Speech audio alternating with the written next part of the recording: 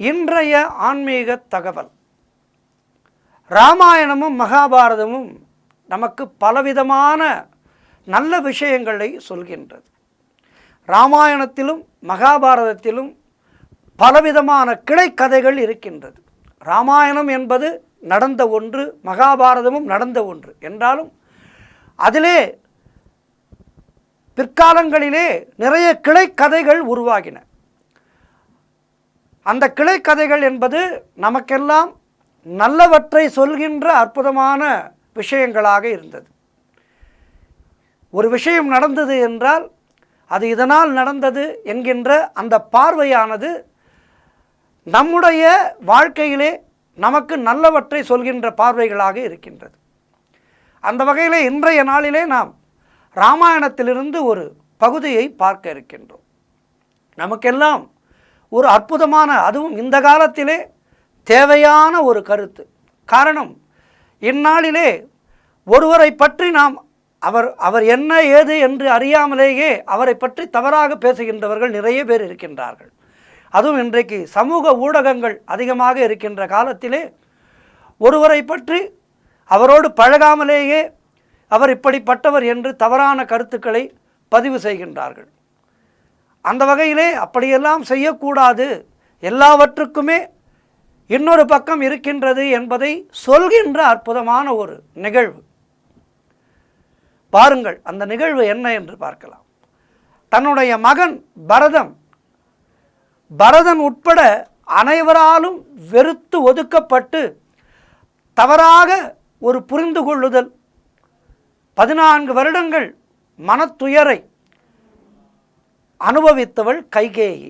என்ன இப்படி சொல்கின்றீர்களே என்றால், ஆம், கைகேயினுடைய இன்னொரு முகத்தைத்தான் இன்றைய நாளிலே நாம் பார்க்க இருக்கின்றோம். தான் பெற்ற மகன் பரதனே அவளை வெறுத்து ஒதுக்கினான். நீ ஒரு தாயா, நீ ஒரு பேய், உன்னுடைய முகத்தில் நான் விழிக்க மாட்டேன், என்னுடைய அண்ணன் ராமன் திரும்பும் வரை உன்னுடைய முகத்தில் நான் விழிக்க மாட்டேன் என்று தன்னுடைய தாயாரை பார்த்து பரதன் சொன்னான்.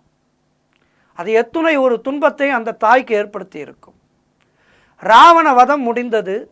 சீதை, லக்ஷ்மணர், வானர ராட்சச படைகளுடன் அவர்களின் குடும்பத்தினரோடு ஸ்ரீராமர் புஷ்பக விமானத்திலே அயோத்திக்கு திரும்பும் வழியிலே பரத்வாஜ மகாமுனியின் அழைப்பை ஏற்று அவருக்கு ஏற்கனவே வாக்களித்தபடி அவருடைய ஆசிரமத்துக்கு சென்று இரவு அங்கே தங்கினார்.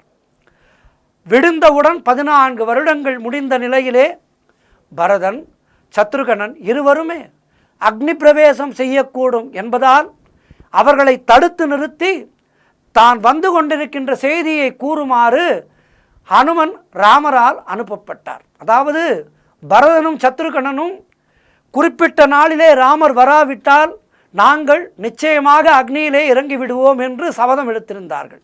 ராமருடைய ஆணைப்படி ஆஞ்சநேயரும் நந்தி கிராமத்துக்கு வந்தார். அங்கே பரதன், சத்ருகனன் இருவரையும் அந்த அக்னி பிரவேசத்திலிருந்து காப்பாற்றி, உங்களுடைய தாய் எங்கே, நான் நமஸ்கரிக்க வேண்டும் என்றார் ஆஞ்சநேயர். பரதன் ஸ்ரீராமனை பெற்ற பாக்கியசாலி அன்னை கௌசல்யை இதோ என காட்டினான். அவளை வணங்கிய பின் மறுபடியும் ஆஞ்சநேயர் கேட்டார், அம்மா எங்கே, நான் நமஸ்கரிக்க வேண்டும் என்று.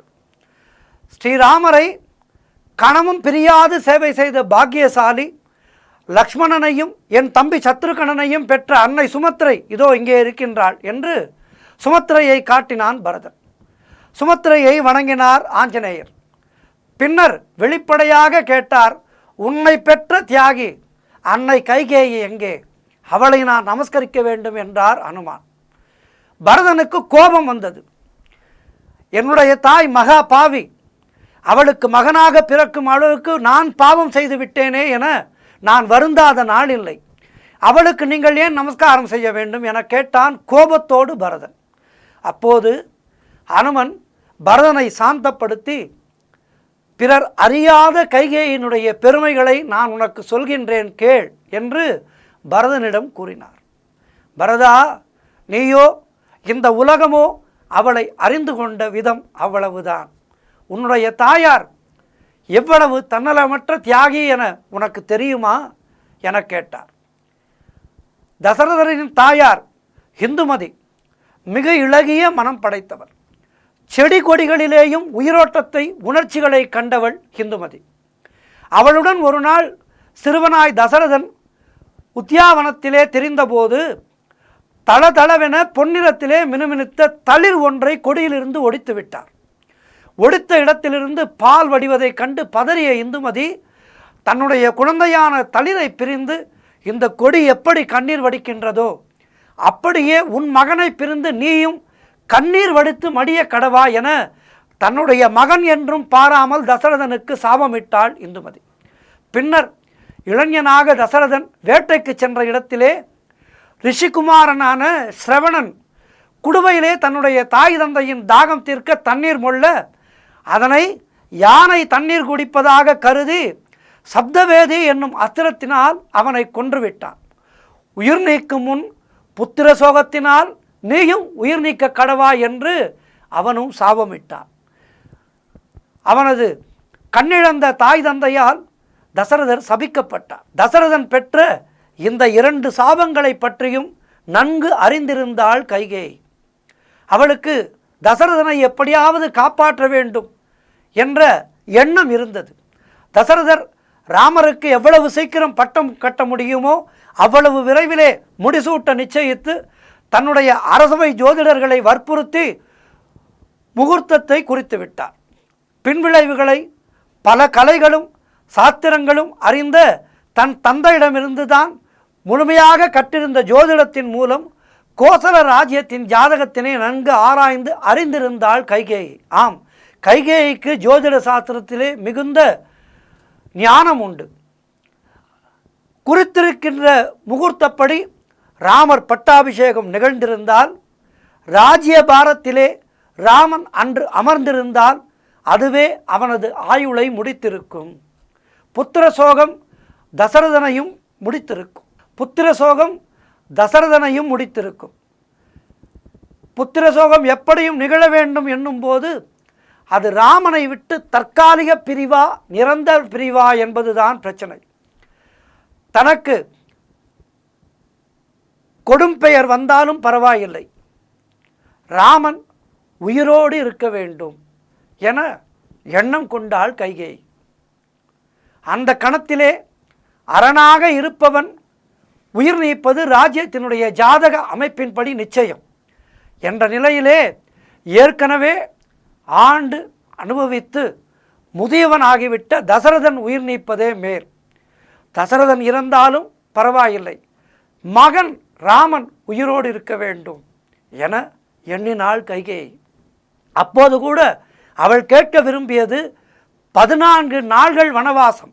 ஆனால் அந்த நேரத்திலே விதி வாய் தவறி 14 வருடங்கள் என வந்துவிட்டது. ஒரு கணம் கூட ராமனை பிரிவதை சகிக்காத தசரதருக்கு இதுவே உயிரை கொள்கின்ற விஷமாகிவிட்டது. எந்த பெண் தன்னுடைய மாங்கல்யத்தை பணயம் வைத்து மாற்றான் மகனை காப்பாள்? ஆனால் ராமனிடம் கைகேயி கொண்ட பிரியம் அத்தகையது. நீ ராஜ்யத்தை ஏற்க மாட்டாய் என்பது கைகேயிக்கு நன்கு தெரியும். அவள் உன்னை நம்பினாள். ஆகவேதான் அத்தகைய வரத்தை கேட்டாள். ஒரு கால் நீ ஏற்றால் ஸ்ரீராமனின் உயிர் காக்க உன்னையும் இழக்க அவள் தயாராக இருந்தாள். அவள் ஒப்பற்ற தியாகி, தயவு செய்து அவளை புரிந்து கொள் என்று ஆஞ்சநேய பிரபு பரதனிடம் சொன்னார். அதனால்தான் எங்கோ வனத்தில் கிடந்த எங்களுக்கெல்லாம் ஸ்ரீராமனுடைய தரிசனம் கிட்டியது. கரதூஷணர் முதலான ராவணன் வரை பல ராட்சசர்களுடைய வதமும் நிகழ்ந்தது. அந்த புனிதவதியைத்தான் நீங்கள் எல்லோரும் வணங்க வேண்டும், நானும் வணங்க வேண்டும். எங்கே உன்னுடைய தாய் என்று கேட்டாள். பரதன் முதலானவர்களுக்கு அப்போதுதான் கைகேயினுடைய உண்மையான குணம் புரிந்தது. இராமாயணத்திலே தன்னலம் அற்ற இன்னொரு மங்கையும் திரைமறைவிலே இருக்கின்றார்கள். ஆகவே இப்படிப்பட்ட மாதர்குல மங்கைகளெல்லாம் இருந்த நாடு நம்முடைய பாரத நாடு.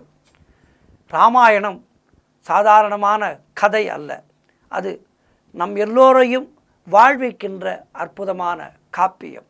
ராமரை வணங்குவோம், ராமரை போற்றுவோம். ஜெய் ஸ்ரீராம், ஜெய் ஸ்ரீராம், ஜெய் ஸ்ரீராம்.